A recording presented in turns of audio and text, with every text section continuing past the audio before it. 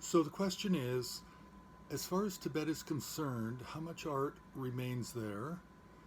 How much art was moved elsewhere after 1959? And has that impacted what is or is not available for the HAR website? Well, let's first talk about the HAR website. From 1997 until probably 2010, the primary focus of the HAR website was to acquire collections to put online, to even begin cataloging and comparing and putting thematic sets together and pages together. So it was a very, very difficult time. Many museums considered their images of painting and sculpture to be revenue centers, and so they wanted to charge money for any access whatsoever, be it a book cover inside a magazine or to be used on the internet. They wanted to charge fees of $250 to $500 per image, so it was a very, very difficult time. So a lot of effort was spent by HAR on that.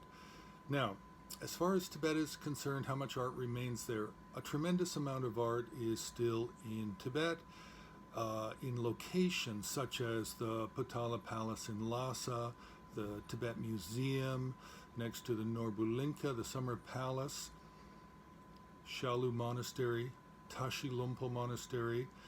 Sakya Monastery has one of the larger collections, and there's many, many other locations that have maybe 50 scroll work paintings, some 200, some 1,000.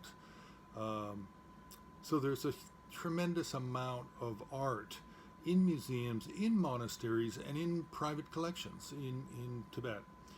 But also in mainland China, there are dozens of museums that have collections of painting and sculpture. The Capitol Museum in Beijing, the Palace Museum, the Tibetan Medicine Museum in Xining, in Qinghai province. Then you have the University of Sichuan. Sichuan University Museum has a very large collection of approximately 800 scrollwork paintings, and the sculpture I didn't actually even spend time with, so I don't know what the numbers are. Then there's many, many private collections of art in China, held by people just really interested. We have collections of 1,000 paintings, 500 paintings, 250 paintings, and equal numbers of sculpture. Some of these are easier to access, to photograph and put up on the HAR website, while others are more difficult.